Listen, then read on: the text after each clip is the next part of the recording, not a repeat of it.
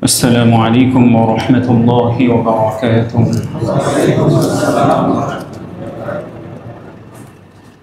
الحمد لله وكفى وسلام على عباده الذين اصطفى. أما بعد، فأعوذ بالله من الشيطان الرجيم. بسم الله الرحمن الرحيم. أهم يقسمون رحمة ربك نحن قسمنا بينهم معيشتهم في الحياة الدنيا ورفعنا بعضهم فوق بعض درجات ليتخذ بعضهم بعضا سخريا ورحمة ربك خير مما يجمعون. وقال رسول الله صلى الله عليه وسلم: أكرموهم ككرامة أولادكم وأطعموهم مما تأكلون، أو كما قال عليه الصلاة والسلام. وقال الله تعالى في شان حبيبه: إن الله وملائكته يصلون على النبي يا أيها الذين آمنوا صلوا عليه وسلموا تسليما.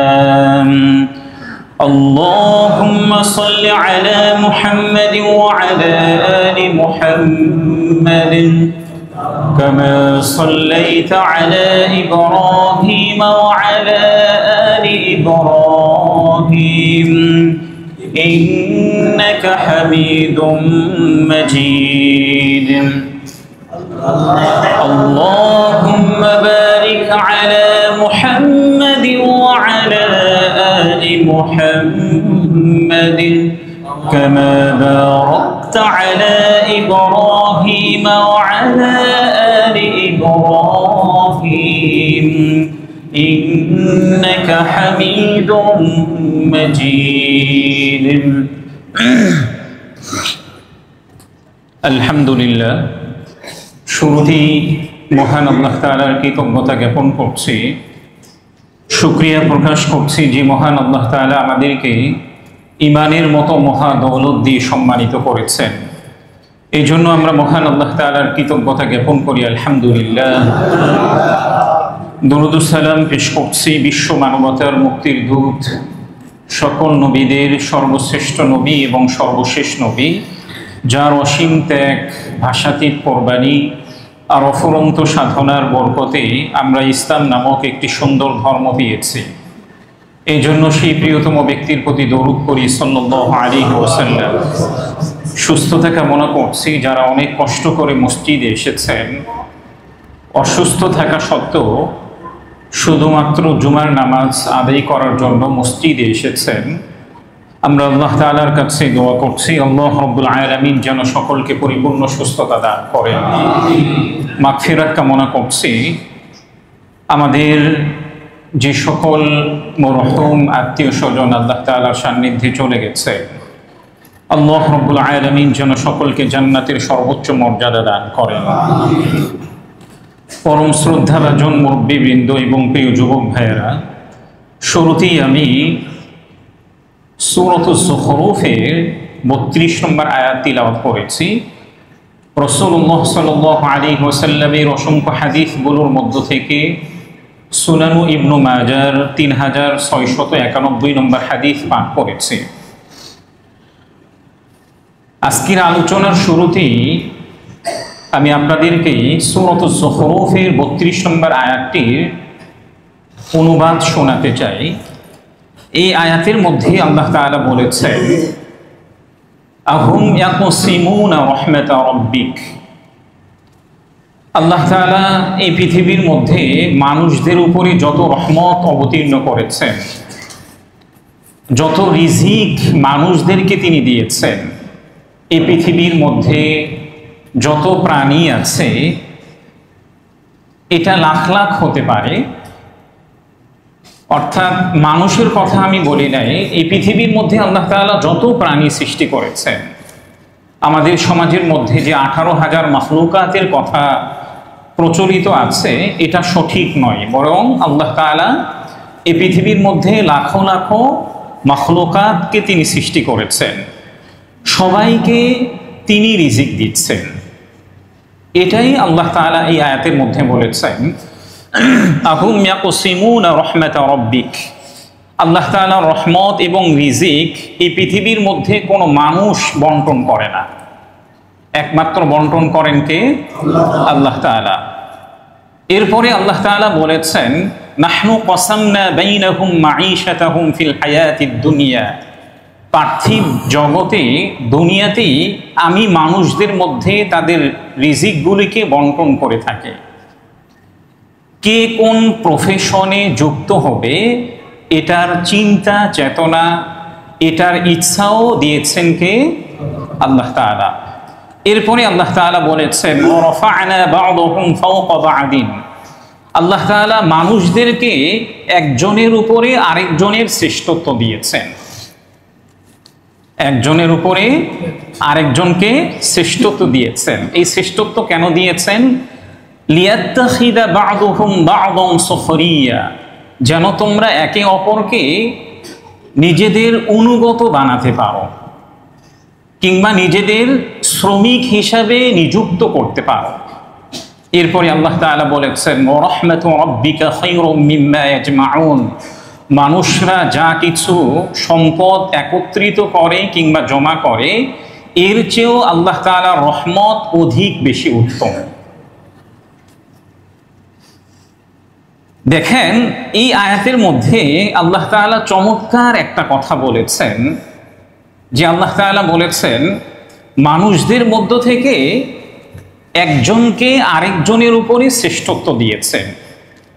শ্রেষ্ঠত্বের একটা অর্থ হতে পারে আল্লাহ তাআলা কাউকে ধনী বানিয়েছেন, কাউকে কি বানিয়েছেন?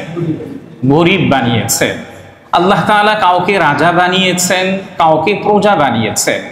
আল্লাহ তাআলা কাউকে বস বানিয়েছেন, কাউকে শ্রমিক হিসাবে এই পৃথিবীর মধ্যে বানিয়েছেন। এটা একমাত্র নির্ধারণ করেছেন কে?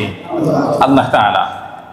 এজন্য শুরুতেই আমি যে বিষয়টি আপনাদের কাছে উত্থাপন করতে চাই, আল্লাহ তাআলা মানুষদেরকে ধনী গরিবের মধ্যে বিভক্ত কেন করলেন? মানুষদেরকে ধনী গরিবে কেন বিভক্ত করলেন? আল্লাহ তাআলা ইচ্ছে করলে পারতেন না যে সবাইকে তিনি ধনী বানিয়ে দিবেন? আল্লাহ তাআলা ইচ্ছে করলে পারতেন না? অবশ্যই পারতেন। আল্লাহ তাআলার কাছে এমন কোনো কাজ নেই যেটা তিনি কুম বলবেন আর সঙ্গে সঙ্গে এটা হয়ে যাবে। আল্লাহ তাআলা ইচ্ছে করলে পারতেন, কিন্তু এই পৃথিবীর মধ্যে মূলত মানুষদেরকে ধনী গরিবে বিভক্ত করার অনেকগুলো সূক্ষ্ম রহস্য আছে। এর মধ্য থেকে আমি যদি কোরআন এবং হাদিস থেকে 4টা সূক্ষ্ম রহস্যের কথা বলবো, এর মধ্য থেকে 1 নম্বর হচ্ছে আল্লাহ তাআলা কাউকে ধনী বানিয়েছেন, কাউকে গরিব বানিয়েছেন। এই পৃথিবীতে আল্লাহ তাআলা কাউকে ধন সম্পত্তি দিয়ে পরীক্ষা করতে চান, কাউকে দারিদ্রতা দিয়ে পরীক্ষা করতে চান।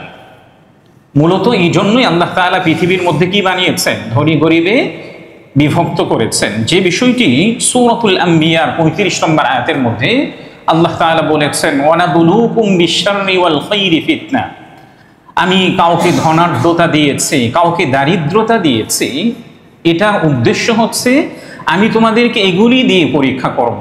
যারা তোমরা উত্তীর্ণ হবে, গরিব হওয়ার পরে, দারিদ্রতা আসার পরেও যদি তোমরা ধৈর্য ধারণ করে আল্লাহ তাআলার ইবাদতগুলিকে পালন করো, তাহলে তো তোমরা দুনিয়াবী পরীক্ষায় উত্তীর্ণ হয়ে গিয়েছো।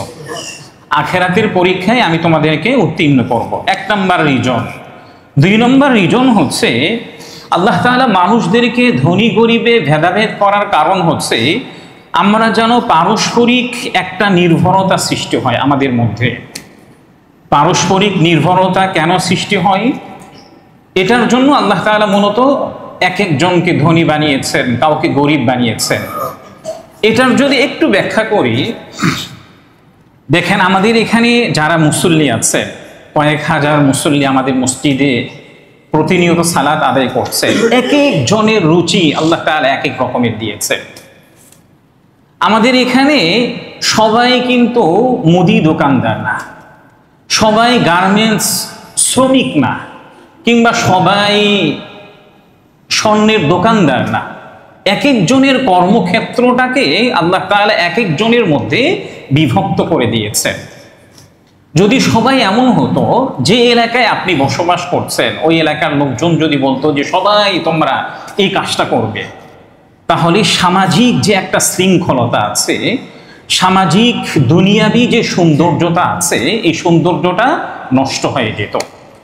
এই জন্য আল্লাহ তাআলা এক একজনের রুচিটাকে এক এক রকমের দিয়েছে। দেখবেন একজন ব্যক্তি প্রাপ্তবয়স্ক হওয়ার পরে তার চিন্তা চেতনা মেধা বুদ্ধি একটা দিকে চলে যায়। কেউ ইঞ্জিনিয়ার হতে চায়, কেউ ডাক্তার হতে চায়, কেউ কৃষক হতে চায়, কেউ ব্যবসায়ী হতে চায়, কিংবা কেউ প্রবাসে পাড়ি জমাতে চায়। এই রুচিটাও দিয়েছেন কে? আল্লাহ তাআলা। ঠিক তদ্রূপ এই সমাজের মধ্যে যারা ধনী আছেন এটাও আল্লাহ তাআলাই বানিয়েছেন। যারা গরিব আছেন, যদি সমাজের মধ্যে সব ধনী থাকতো তাহলে দুনিয়াবি যে শৃঙ্খলতা আছে এটা কি ঠিক থাকতো?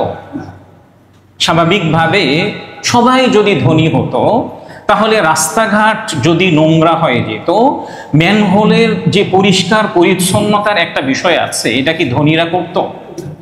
কথা বলেন, ধনীরা করত? অবশ্যই। এগুলি কারা করেন?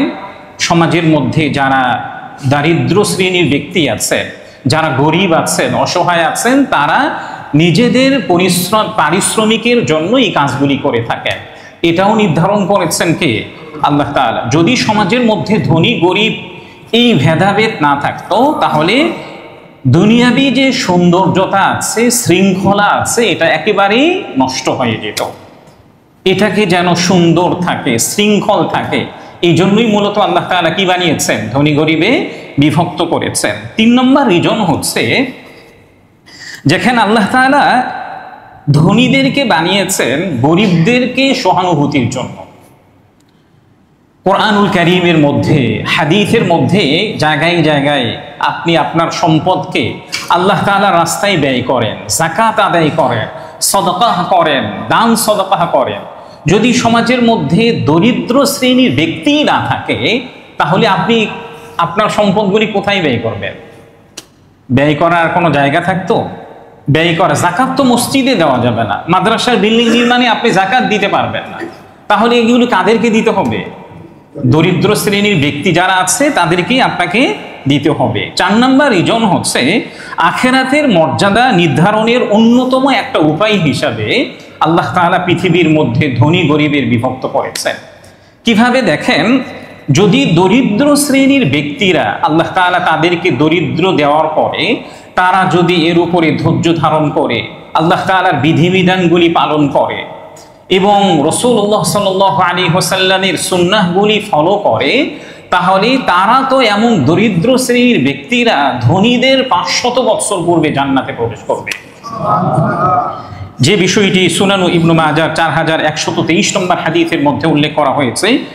عن أبي سعيد الأنصاري رضي الله تعالى عنه قال قال رسول الله صلى الله عليه وسلم فقراء المهاجرين يدخلون الجنة قبل أغنيائهم ب500 سنة।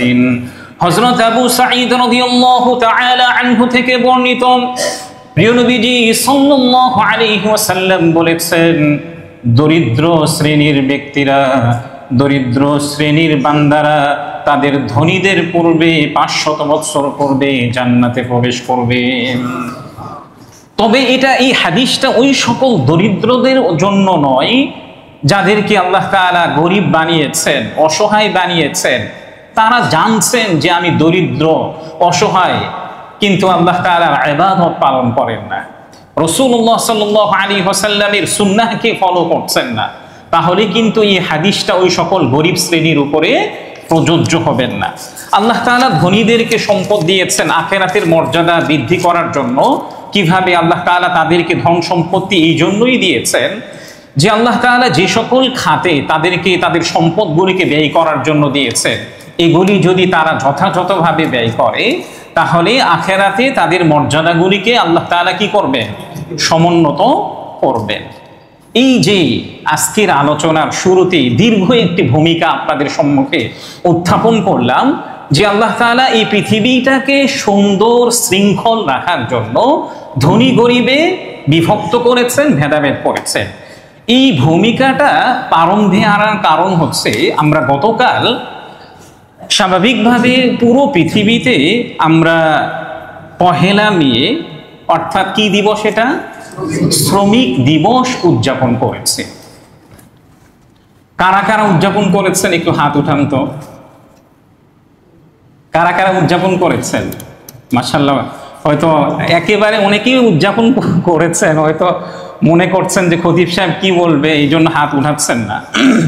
আসলে শ্রমিক দিবস যে আমরা উদযাপন করছি, এটার কারণ কিন্তু আমাদের অনেকেরই জানা নেই। কত সাল থেকে এটার আবির্ভাব হয়েছে, কতকাল থেকে শ্রমিক দিবসের সৃষ্টি হয়েছে, এটা যদি আমরা শুরুতেই জানতে চাই, 1886 সালে আমেরিকাতে শ্রমিকরা তাদের কাজের সময়কে কমানোর জন্য, তাদের পারিশ্রমিক বৃদ্ধির জন্য তারা একটা আন্দোলন করেছিলেন। পরবর্তীতে শ্রমিকদের উপরে গুলি বর্ষণ করে কয়েকজন শ্রমিক সে সময় নিহত হয়। এরপর থেকে 1886 সালের পর থেকে পুরো বিশ্বের মধ্যে পহেলা মে আসলেই কি শ্রমিক দিবস আমরা উদযাপন করে থাকি। যেহেতু আমরা ছোট্ট বড় যে কোনো বিষয়ের ক্ষেত্রে কাদেরকে অন্ধবিশ্বাস করি? বলেন, কাদেরকে অন্ধবিশ্বাস করি? পশ্চিমাদেরকে। পশ্চিমারা যেটা বলবে, চাই সেটা ভালো হোক কিংবা খারাপ হোক, কিংবা আমার বুঝে আসুক কিংবা না বুঝে আসুক, পশ্চিমারা যেহেতু বলছে আমাদেরকে কি করতে হবে? মানতেই হবে। অথচ দেখুন, সেই 1450 বছর পূর্বে কোরআন এবং হাদিসের মধ্যে আল্লাহ রাব্বুল আলামিন এবং আমাদের সকলের প্রিয় নবী মুহাম্মদুর রাসূলুল্লাহ সাল্লাল্লাহু আলাইহি ওয়াসাল্লাম শ্রমিকদেরকে যে পরিমাণ মর্যাদা সম্মান দিয়েছেন, কিয়ামত পর্যন্ত কোনো মালিক এই পরিমাণ মর্যাদা এবং সম্মান দিতে পারবে না। ইসলামের মধ্যে শ্রমিকদেরকে কিভাবে সম্মান মর্যাদা দেওয়া হয়েছে দেখুন। সহিহ বুখারীর 30 নম্বর হাদিস, নবীজি সাল্লাল্লাহু আলাইহি ওয়াসাল্লাম বলেছেন, قال رسول الله صلى الله عليه وسلم إخوانكم خولكم جعلهم الله تحت أيديهم جعلهم الله تحت أيديكم فمن كان أخوه تحت يده فليطعمه مما يأكل وليلبسه مما يلبس ولا تكلفوهم فإن كلفتموهم فأعينوهم। প্রিয় নবীজি সাল্লাল্লাহু আলাইহি ওয়াসাল্লাম শ্রমিকদের মর্যাদা দিতে গিয়ে তিনি স্পষ্ট ভাষায় বলেছেন, ফাইখওয়ানুকুম খাউলুকুম, তোমাদের অধীনে যে সকল শ্রমিকরা আছে তারা তোমাদের ভাই। ফামান কানা আখুহু তাহতা আইয়াদিহিম, সুতরাং যাদের অধীনে তোমাদের ভাইয়েরা আছে, ফালইউতঈমুহু মিম্মা ইয়াকুল, তাদের উচিত হচ্ছে, তাদের কর্তব্য হচ্ছে তারা যা খাবে তাই তাদের শ্রমিকদেরকে খাওয়াবেন। ওয়ালইউলবিসহু মিম্মা ইয়ালবাস, এবং তারা যা পরিধান করবে তাই যেন তাদের শ্রমিকদেরকে পরিধান করায়।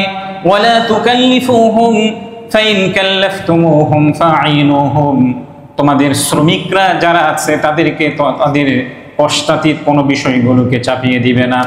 যদি কষ্টাতীত কোনো বিষয় চাপিয়ে দাও তাহলে তোমরা তাদেরকে সহযোগিতা করবে। এই হাদিসের মধ্যেই প্রিয় নবীজি সাল্লাল্লাহু আলাইহি ওয়াসাল্লাম দ্ব্যর্থহীন কণ্ঠে তিনি বলেছেন, তোমাদের শ্রমিক যারা আছে তারা তোমাদের ভাই। তোমাদের শ্রমিক যারা আছে তারা কি? তোমাদের ভাই।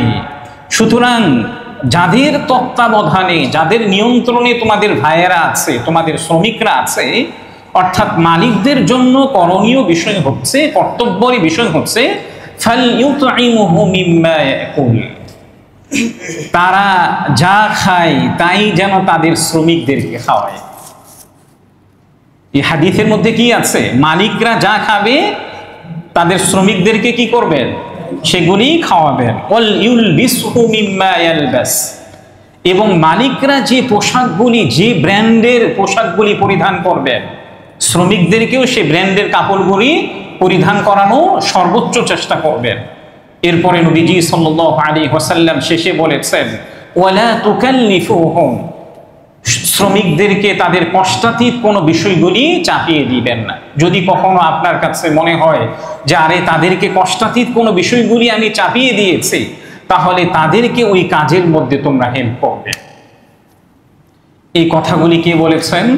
প্রিয় নবীজি সাল্লাল্লাহু আলাইহি ওয়াসাল্লাম পৃথিবীর সকল শ্রমিকদেরকে মালিকদের ভাই বলে আখ্যায়িত করেছেন। ভাই শব্দটার ওজন কতটুকু আপনি জানেন?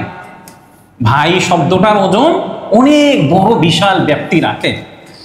এরপরে সুনানু ইবনু মাজার 3691 নম্বর হাদিসের মধ্যে উল্লেখ করা হয়েছে, নবীজি সাল্লাল্লাহু আলাইহি ওয়াসাল্লাম বলেছেন, আকরিমুহুম কাকারামাতি আওলাদিকুম, তোমরা তোমাদের সন্তানদেরকে যেভাবে সম্মান করো ঠিক তদ্রূপ তোমাদের শ্রমিকদেরকে তদ্রূপ সম্মান করবে। তোমরা তোমাদের সন্তানদেরকে যেমনটা সম্মান করো তোমাদের শ্রমিকদেরকেও কি করবে? ঠিক তদ্রূপ সম্মান করবে। ওয়াতুইমুহুম মিম্মা তাকুলুন, এবং তাদেরকে সেটাই খাওয়াবে যেটা তোমরা খাও। তাদেরকে সেটাই খাওয়াবে যেটা তোমরা খাও। আজকের যুগে এসে আমরা যারা শ্রমিকদের অধিকারের কথা বলি, দেখবেন এই দিন আসলে, পহেলা মে কিংবা শ্রমিক দিবস আসলে, প্রত্যেকটা রাষ্ট্রের দায়িত্বশীল যারা আছেন কিংবা মালিকরা যারা আছেন, এক একজন এক এক রকমের উদ্ধৃতি তারা দিয়ে থাকেন, এক এক রকমের হুঙ্কার তারা দিয়ে থাকেন যে শ্রমিকদের প্রাপ্যটা আমাদেরকে বুঝে দিতেই হবে। অথচ তাদের শ্রমিকরাই দেখবেন যে মাঝে মাঝে বেতন বৃদ্ধির জন্য কিংবা বোনাস পাওয়ার জন্য রাস্তায় আন্দোলন করছে। তাদের শ্রমিকরাই কি করেন? বোনাসের জন্য কিংবা দীর্ঘ মাস বেতন পান দেয়, এই বেতন পাওয়ার জন্য তারা মালিকদের বিরুদ্ধে আন্দোলন করছে। অথচ প্রিয় নবীজি সাল্লাল্লাহু আলাইহি ওয়াসাল্লাম আরো সেই 1450 বছর পূর্বে শ্রমিকদের অধিকারের কথা তিনি বলে গিয়েছেন। নবীজি সাল্লাল্লাহু আলাইহি ওয়াসাল্লাম আরো বলেছেন, যেটি সুনানু ইবনু মাজার 3691 নম্বর হাদিসের মধ্যে উল্লেখ করা হয়েছে, লা ইয়াদখুলুল জান্নাতা সাইয়্যুল মালাকা, যারা শ্রমিকদের সাথে রূঢ় আচরণ করে, যারা শ্রমিকদের সাথে কেমন আচরণ করে? রূঢ় আচরণ করে, বদমেজাজি আচরণ করে, কিংবা খারাপ ভাষায় কথা বলে, কটু বাক্য বলে, এমন মালিক জান্নাতে প্রবেশ করবে না। এমন মালিক কি করবে না? জান্নাতে প্রবেশ করবে না। শ্রমিক বলতে শুধু আমার অফিসে যে কয়েকজন ব্যক্তি আমার তত্ত্বাবধানে কাজ করছেন শুধু তারা নয়, আমার বাসার যিনি বউয়া আছেন, আমার যিনি দারোয়ান আছেন, কিংবা নাইট গার্ড যারা আছেন, সব শ্রেণীর লোকেরা এর মধ্যে অন্তর্ভুক্ত হবে। সকলের সাথে ভালো আচরণ করার কথা নির্দেশনা দিয়েছেন কে? প্রিয় নবীজি সাল্লাল্লাহু আলাইহি ওয়াসাল্লাম। এমনকি দেখেন সহিহ মুসলিমের 1959 নম্বর হাদিসের মধ্যে একটা আরো চমৎকার একটা বিষয়ের কথা উল্লেখ করা হয়েছে, যে বিষয়টি হযরত আবু মাসউদ আল আনসারী রাদিয়াল্লাহু তাআলা আনহু তিনি বর্ণনা করেন।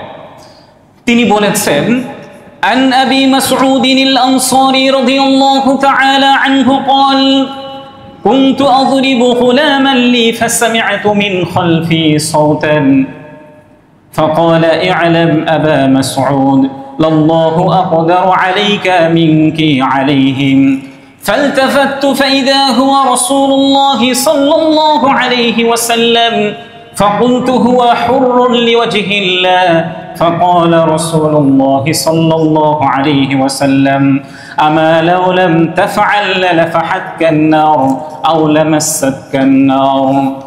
হযরত আবু মাসউদ আল আনসারী রাদিয়াল্লাহু তাআলা আনহু থেকে বর্ণিত, তিনি বলেন, একবার আমি আমার শ্রমিক, আমার গোলামকে প্রহার করছিলাম, মারধর করছিলাম কোনো একটা কারণে। হঠাৎ করে আমি আমার পিছন থেকে একটা আওয়াজ শুনতে পেলাম। পিছন থেকে আমাকে বলা হচ্ছে, ইআলাম আবা মাসউদ, হে আবু মাসউদ, তুমি জেনে রাখো, আল্লাহু আকদারু আলাইকা মিনকি আলাইহি। হে আবু মাসউদ, তুমি জেনে রাখো, তোমার শ্রমিকের উপরে তোমার যতটুকু পাওয়ার আছে, তোমার উপর এর চেয়েও বেশি আল্লাহ তাআলার পাওয়ার বা শক্তি আছে। এরপর হযরত আবু মাসউদ আল আনসারী রাদিয়াল্লাহু তাআলা আনহু তিনি বর্ণনা করছেন, আমার পিছন থেকে আওয়াজ শোনার পরে আমি পিছনের দিকে তাকালাম। পিছনের দিকে তাকানোর পরে আমি আমার প্রিয় নবীজি সাল্লাল্লাহু আলাইহি ওয়াসাল্লামকে সঙ্গে সঙ্গে দেখতে পেলাম। নবীজিকে দেখার পরে আমি নবীজিকে লক্ষ্য করে বললাম, ইয়া রাসূলুল্লাহ, আমি আল্লাহ তাআলার সন্তুষ্টির জন্য আমি আমার শ্রমিককে, আমার গোলামকে আজাদ করে দিচ্ছি। তখন প্রিয় নবীজি সাল্লাল্লাহু আলাইহি ওয়াসাল্লাম বললেন, হে আবু মাসউদ, যদি তুমি এমনটি না করতে তাহলে জাহান্নামের আগুন তোমাকে স্পর্শ করত। হযরত আবু মাসউদ রাদিয়াল্লাহু তাআলা আনহু এমন শ্রমিককে তিনি প্রহার করছিলেন, এমন গোলামকে তিনি প্রহার করছিলেন যে গোলামের পুরোটা সময় তিনি ক্রয় করে নিয়েছিলেন। যখন কোনো একটা কারণে তাকে মারছিলেন, নবীজি এই দৃশ্যটি তিনি দেখেছেন। সঙ্গে সঙ্গে আবু মাসউদ রাদিয়াল্লাহু তাআলা আনহুকে সতর্ক করলেন, আবু মাসউদ, দেখো, তোমার শ্রমিকের উপরে তোমার যতটুকু পাওয়ার আছে, শক্তি আছে, এর চেয়েও বেশি হাজার গুণ শক্তি কিন্তু আল্লাহ তাআলা তোমার উপরে রাখেন। হযরত আবু মাসউদ রাদিয়াল্লাহু তাআলা আনহু এই কথাটি শোনার পরে তিনি রাসূলকে বললেন, ইয়া রাসূলুল্লাহ, আল্লাহ তাআলার সন্তুষ্টির জন্য আমি আমার শ্রমিক, আমার গোলামকে মুক্ত করে দিচ্ছি। নবীজি সাল্লাল্লাহু আলাইহি ওয়াসাল্লাম এরপরে তাকে বললেন, যদি তুমি এমনটি না করতে তাহলে জাহান্নামের আগুন তোমাকে স্পর্শ করত। তাহলে শ্রমিকদেরকে কোনো কারণে প্রহার করার নিষেধাজ্ঞাও দিয়েছেন কে? রাসূলুল্লাহ সাল্লাল্লাহু আলাইহি ওয়াসাল্লাম। এই জন্যই প্রিয় নবীজির সেই স্বর্ণাক্ষরে লিখে রাখার মতো অন্যতম একটা ঐতিহাসিক বক্তব্য হচ্ছে, যেটি সুনানু ইবনু মাজাহ 2449 নম্বর হাদিসের মধ্যে উল্লেখ করা হয়েছে। নবীজি সাল্লাল্লাহু আলাইহি ওয়াসাল্লাম বলেছেন, আ'তুল আজীরা আজরাহু ক্বাবলা আন ইয়াজিফা আরাকু।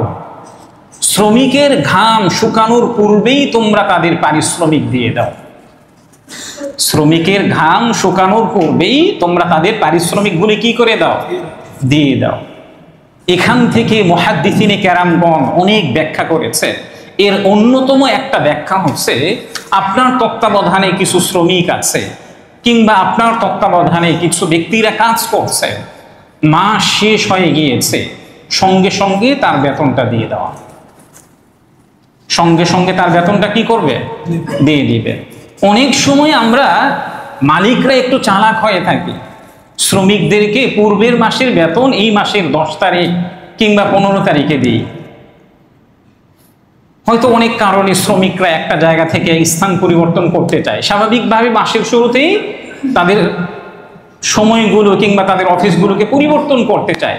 তাহলে যে শ্রমিক মাসের শুরুতে আরেকটা অফিসে যাবে, তাহলে ওই মালিক পূর্বের মাসের আর তার বেতন দিতে চান না। এটা অন্যতম শ্রমিকদের সাথে জুলুম। অন্যতম কি? শ্রমিকদের সাথে জুলুম। এই জন্য নবীজির হাদিসের অন্যতম উদ্দেশ্য হচ্ছে, মাস শেষ হয়ে গিয়েছে, 30 তারিখ শেষ, 1 তারিখের মধ্যেই তার বেতনটা কি করে দেওয়া? দিয়ে দেওয়া। এটা নবীজি সাল্লাল্লাহু আলাইহি ওয়াসাল্লামের অন্যতম দিক নির্দেশনা। নবীজি আরো কি বলেছেন দেখুন। আমরা স্বাভাবিকভাবে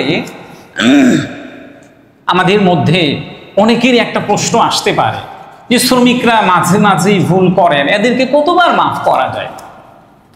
মাসের মধ্যে হয়তো দেখা গেছে 2-3 বার ভুল করেছে, পুরো মাসের বেতন অর্ধেক কেটে ফেলে, কিংবা অনেক জায়গায় দেখা যায় পুরো মাসের বেতন তারা দিতেই চাই না। এক সাহাবী নবীজিকে লক্ষ্য করে বলছেন, যে হাদিসটি সুনান আবি দাউদের 5164 নম্বরের মধ্যে বর্ণিত হয়েছে। একজন সাহাবী নবীজিকে লক্ষ্য করে বলছেন, ইয়া রাসূলুল্লাহ, আমি আমার গোলাম, আমার শ্রমিককে দিনে কতবার মাফ করব? আমার শ্রমিক, আমার গোলামকে দিনে কতবার মাফ করব? প্রিয় নবীজি সাল্লাল্লাহু আলাইহি ওয়াসাল্লাম ওই সাহাবীকে লক্ষ্য করে বলেছেন, উফু আনহু ফি কুল্লি ইয়াউমিন 70 মাররা। তোমার শ্রমিক যারা আছে, তোমার গোলাম যারা আছে, বুয়া হোক কিংবা যে কেউ তোমার তত্ত্বাবধানে কাজ করছে, এমন গোলাম যদি প্রতিদিন 70 ভুল কাজ করে, তারপরও তোমার উচিত তাকে ক্ষমা করে দেওয়া। দিনে কতবার? 70 বার। আমরা তো দিনে যদি একবার ভুল হয়, তাহলেই আমার কর্মস্থল যেটা আছে তাকে তার থেকে বাদ করে দিয়ে দিই। মাসে তো 70 বার হলে তো এটা আল্লাহ মাফ করুক। এই জন্য প্রিয় নবীজি সাল্লাল্লাহু আলাইহি ওয়াসাল্লামের এই হাদিসগুলি লক্ষ্য রাখা দরকার যে নবীজি সাল্লাল্লাহু আলাইহি ওয়াসাল্লাম শ্রমিকরা যদি প্রতিদিন 70 বারও ভুল কাজ করে, আল্লাহ তাআলা তাদেরকে মাফ করার জন্য নির্দেশনা দিয়েছেন। এই জন্য অনেক ক্ষেত্রে আমরা আমাদের শ্রমিকদের সাথে দুর্ব্যবহার করি। যে কেউ হয়তো দেখা গেছে আমার উপরে একজন বস আছে, আমি বসের তত্ত্বাবধানে কাজ করি, আমার তত্ত্বাবধানে কিছু শ্রমিক আছে, তারা যদি কোনো একটা ভুল কাজ করে তাদেরকে যেভাবে পারি অকথ্য ভাষায় গালিগালাজ করার চেষ্টা করি। যারা বিভিন্ন অফিসে জব করেন, গার্মেন্টসে কাজ করেন, অনেকেই আমাদের কাছে অভিযোগ করেন যে আমাদের বসেরা আমাদেরকে যে পরিমাণ অকথ্য ভাষায় গালিগালাজ করে, যেটা সহ্য করার মতো না। কোথাও যেতেও পারছি না, যার কারণে একেবারে নিরুপায় হয়ে এই জায়গায় আমাকে থাকতে হচ্ছে।